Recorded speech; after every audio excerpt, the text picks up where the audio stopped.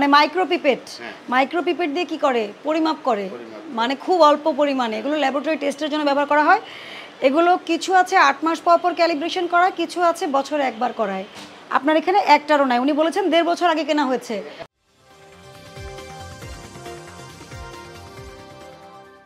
কে আছে রিসিপশনে? মূল্য তালিকা, তাই না? আপনাদের মূল্য তালিকা, লাইসেন্স কিন্তু টাঙিয়ে রাখতে হয়। হ্যাঁ, একটু ফোন দেন, আসতে পারেন। হ্যাঁ, ল্যাবে কি আপনি আছেন না? চলেন একটু দেখি আপনার ল্যাবটা। এটা ব্লাড কালেকশন পয়েন্ট না? আচ্ছা, একটু দেখি। হ্যাঁ, আচ্ছা, মেয়াদ চেক করেন নিয়মিত? হ্যাঁ। আচ্ছা,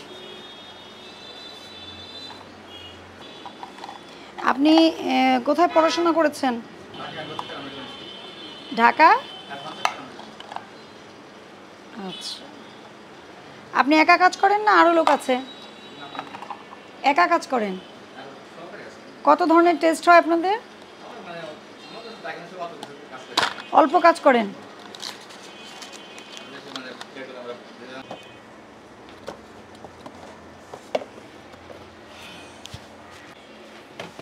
পানি আপনার এগুলো সব ভিজে গেছে, বুঝছেন? এগুলো তো ভিজে এভাবে করলে তো হবে না, আপনাদের কি টেম্পারেচারটা মেনটেন করতে হবে, ঠিক আছে? হবে না। হ্যাঁ, ল্যাবরেটরি ফ্রিজ কি এরকম হওয়া উচিত না কিন্তু। কম্পারেটিভলি ভালো। প্রবলেম এখানে 2 রকম। আপনার ফ্রিজটা ঠিক করতে হবে, ফ্রিজটাতে প্রচুর পানি জমে। হ্যাঁ, ওই যে নিচে বাটিতে পানি জমতেছে, ফ্রিজটা চেঞ্জ করে ফেলেন। খুব বেশি এক্সপেন্সিভ তো না, তাই না? আরেকটা হচ্ছে আপনার যে ক্যালিব্রেশন করাতে হবে। আপনার যত মাইক্রোপিপেট আনেন, ওনাকে দেখান। আপনি বোঝেন তো এগুলো? বোঝেন? টেকনিক্যাল নলেজ কি আছে এটা? না, মানে মাইক্রোপিপেট দিয়ে কি করে পরিমাপ করে, মানে খুব অল্প পরিমাণে। এগুলো ল্যাবরেটরি টেস্টের জন্য ব্যবহার করা হয়। এগুলো কিছু আছে 8 মাস পর পর ক্যালিব্রেশন করা, কিছু আছে বছরে একবার করায়। করিয়ে এখানে একটা স্টিকার লাগিয়ে দেবে।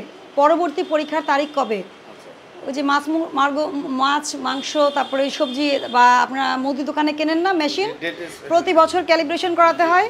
পরিমাপক বা ওজন পরিমাপক যে কোনো, সেটা স্বর্ণ বিক্রি করেন বা আপনি ল্যাবরেটরিতে ইউজ করেন, যে কোনো পরিমাপকে ক্যালিব্রেশন করাতে হয়।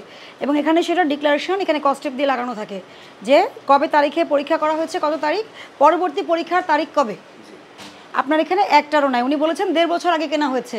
তো 1.5 বছর আগে কেনা হয়েছে মানে অবশ্যই এইটা চলে গেছে অলরেডি। এইটা না ল্যাবরেটরি চালান কিভাবে, এটা তো জানতে হবে। শুধু ওটা না, আপনার যতগুলো মেশিন প্রত্যেকটারই দেখবেন বাফার সলিউশন থাকে সঙ্গে। আপনারা যদি সে টেকনিক্যাল এক্সপার্টাইজ না থাকে, যাদের কাছ থেকে কিনেছেন ওনাদের সাথে যোগাযোগ করলে, যেমন এই মাইক্রোপিপেট আপনার ক্যালিব্রেশনে ঢাকায় 1500 টাকা করে চার্জ এক একটার। আমি একটা ডায়াগনস্টিক সেন্টারে অনেক ফাইন করার পরে ওনাদের 8টা মাইক্রোপিপেট টেস্ট করিয়ে অফিসে এনে দেখিয়ে গেছেন। 1500 টাকা করে চার্জ নেয়, কিন্তু 1 বছরের জন্য। তো তাই আপনিও নিরাপদ থাকলেন এবং রিপোর্টটা সঠিক আসলো। আমি বুঝাতে পারছি? আসেন, সামনে আসেন। এটা আয়কর না, আপনার ডায়াগনস্টিক সেন্টারের লাইসেন্সটা আপনি নিজে বের করে দেখান, সমস্যা নেই। এইটার কথা বলছি, এটা রিনিউ করেছেন? এইটা এই বছর কেন? এটা 2019 সালে চলে গেছে মেয়াদ। এরপরের গুলি আমরা আবেদন করে রাখছি, কিন্তু ওরা বলতেছে যে এই পরিবেশ অধিদপ্তর এটা আপনি রিনিউ করে আনেন, তারপরে। হ্যাঁ, কারণ আপনি এই লাইসেন্সটা রিনিউ করার আগে আপনার অনেকগুলো রিকোয়ারমেন্ট ফুলফিল করতে হবে। ওনারা ইন্সপেকশনে আসবে। এটা তো 25 সাল চলতেছে। তো আপনি যদি 4-5 বছর ধরে, এটাই কিন্তু আপনার আসল পরিচয়। এটা কে দেয়? হেলথ, তাই না? এটা হচ্ছে আপনার আসল পরিচয়। আপনি যদি এইটা করতে না পারেন, তার মানে এইটা না থাকা মানে আপনার এই প্রতিষ্ঠান বৈধতা হারিয়েছে। আপনি বৈধভাবে করছেন না। আপনি আমার কথা বোঝেন। আপনি আয়কর দেন, যত কিছুই দেন, আপনার এখানে লাইসেন্সের মেয়াদ চলে গেছে 30 জুন 2019। এটা আপনাকে এখানে লিখে আছে, দেখেন। আজকে সিভিল সার্জন অফিসে যোগাযোগ করে আপনি কেন পাচ্ছেন না, তাহলে যদি ওনারা বলে আপনার ক্রাইটেরিয়া নাই, যোগ্যতা নাই, তাহলে বন্ধ রাখতে হবে। আমি পরের বার এসে যদি দেখি একই অবস্থা, আমি বন্ধ করে দেবো এবং ডিজি হেলথকে অবগত করব। কালকের মধ্যে আমি যোগাযোগ করব। ঠিক আছে? আজকে আমি আপনাকে সতর্ক করছি, সতর্কতামূলক মাত্র 10,000 টাকা জরিমানা আরোপ করলাম। ভবিষ্যতে যেন সচেতন হয়ে যান। আমি আপনাকে 1 লক্ষ টাকা জরিমানা আরোপ করতে পারতাম, কিন্তু আপনি 6 বছর ধরে লাইসেন্সে নিতে পারছেন, এটা একটা আশ্চর্যজনক বিষয়। তার মানে কি আপনার এমন কোনো দুর্বলতা আছে যেটা কে দেখবে? স্বাস্থ্য অধিদপ্তর দেখবে।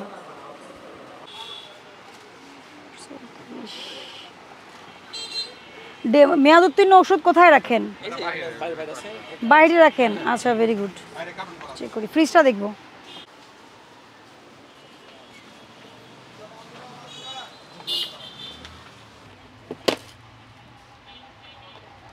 নিজেরাই চেক করেন কিভাবে এগুলো?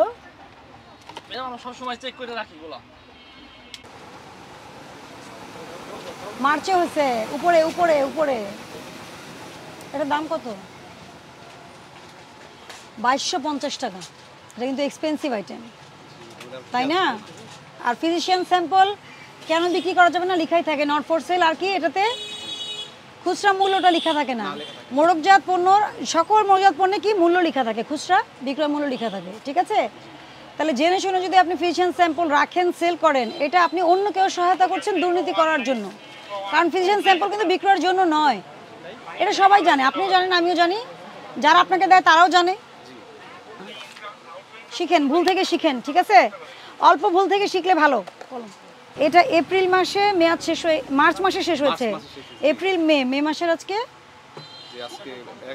হ্যাঁ, আর আপনার দোকান এত এলোমেলো, আপনি নিজে খুঁজলেই অনেক পাবেন, ঠিক আছে? মেয়াদ উত্তীর্ণ পাবেন, যেহেতু 2-1.5 মাস আগের পাওয়া গেছে, আপনি পাবেন। ওগুলো খুঁজে শর্ট ডেটেরগুলো আলাদা করবেন, মেয়াদ উত্তীর্ণ যেগুলো আপনার অল্টার করার সুযোগ নাই ফেলে দিবেন। এটাই নিয়ম। আমি নিয়মের কথা ছাড়া আপনাকে অন্য কথা বলার সুযোগ নাই। আমি আপনাকে সতর্ক করছি, ঠিক আছে? সতর্কতামূলক আপনাকে 10,000 টাকা জরিমানা আরোপ করা হলো, ভবিষ্যতের জন্য সচেতন হয়ে যান। আমি কিন্তু কোনো ধারারই অর্ধেকও জরিমানা করিনি আপনাকে, ঠিক আছে? এটা আপনাকে আমি যেটা বললাম, আমার কথা এখানে শেষ, দ্বিতীয় কথা বলার সুযোগ নেই। হ্যাঁ, আপনার বিল হয়েছে? আপনার প্রেসক্রিপশন ওটা ডেট দেখে নেন, ওষুধ দাম দেখতে হয়, এটা জানেন? মূল্য এবং আর বিদেশি ওষুধ হলে ডিএআর নম্বর আছে কিনা এটা দেখে কিনতে হবে। আপনারা সচেতন হলে মানে কি হবে, ভোক্তা অধিকার বেশি সুরক্ষিত হবে, নিজের অধিকারটা নিজে সুরক্ষিত করতে পারবেন। আমি লাইসেন্সটা দেখব, ট্রেড লাইসেন্স আর ড্রাগ লাইসেন্স। আপনার নামে লাইসেন্স, ওনাদের একজন সার্ভিস দিয়ে দেন, আমার সাথে একজন কথা বললেই হবে।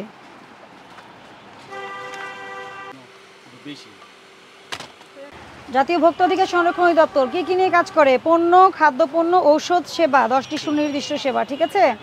মেয়াদ উত্তীর্ণের জন্য কিন্তু আপনাকে বুঝতে হবে। আমি এই জন্য আপনাকে আগে জিজ্ঞেস করেছি মেয়াদ উত্তীর্ণ কোথায় রাখেন, আপনি বলেছেন এখানে রাখেন, তাই না? মেয়াদ উত্তীর্ণ জিনিস যদি আপনি ফেরতযোগ্য হয় তাহলে আপনি আলাদা করে বক্সে রাখবেন, নট ফর সেল দিয়ে রাখবেন, ওখানে চেক করা হবে না। কিন্তু আমরা যতগুলো পেয়েছি সব আপনার ডিসপ্লের অংশ। আজকে এত কর্মচারী শুনেন, 2 জন করে করে শিফট করে করে চেক করাবেন, এগুলো তো আমাদের শেখানোর বিষয় না, এগুলো আপনাদেরই নিজে থেকে জানার বিষয়, ঠিক আছে? সতর্ক হবেন ভবিষ্যতের জন্য। আমি সতর্ক করছি আপনাকে, সতর্কতামূলক আমি 25,000 টাকা জরিমানা আরোপ করলাম, ভবিষ্যতের জন্য সতর্ক হবেন।